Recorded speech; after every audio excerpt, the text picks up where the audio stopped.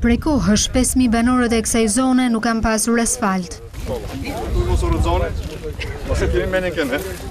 Me një investim prej 66.7 milion lekësh, Bashkia e Tiranës ndërtoi rrugën pa shohysa. Kryebashkiaku Lulzim Basha inspektoi punimet e kryera. Ky është qëllimi i ekzistencës së pushtetit, vendor apo qendror. T'ju bëj jetën më të lehtë qytetarëve. Kjo rrugë tashmë do të shërbejë dhe si një arterie e rëndësishme urbane. Do të lidh dy zona që nuk komunikonin me njëra tjetrën. Mbi të gjitha, besoj se i bën të ndihen më shumë qytetarë Tiranës se sa që ndjeshin pak vite më parë. Dhe nëse është kështu, kjo më jep një satisfaksion të madh, jo vetëm për fjalën e mbajtur, por edhe për faktin që përmes këtij shërbimi, përmes këtij investimi, çojmë përpara agjendën tonë të një Tirane moderne europiane me shërbime cilësore nga qendra në periferi.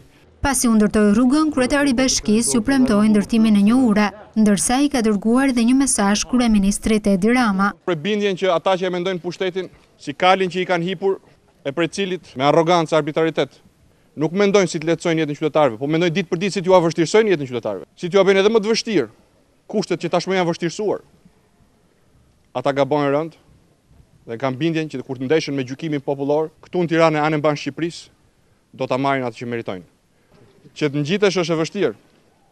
Siç e dim ne në këto vite, të arrinim standardet është e vështirë. Të zbresësh është kollaj. Le ta mbajmë mend këtë para se të vijë era tjetër për votimet. Rruga pa shohysa ka një gjatësi 1208 metra linear dhe një gjerësi prej 5 metrash.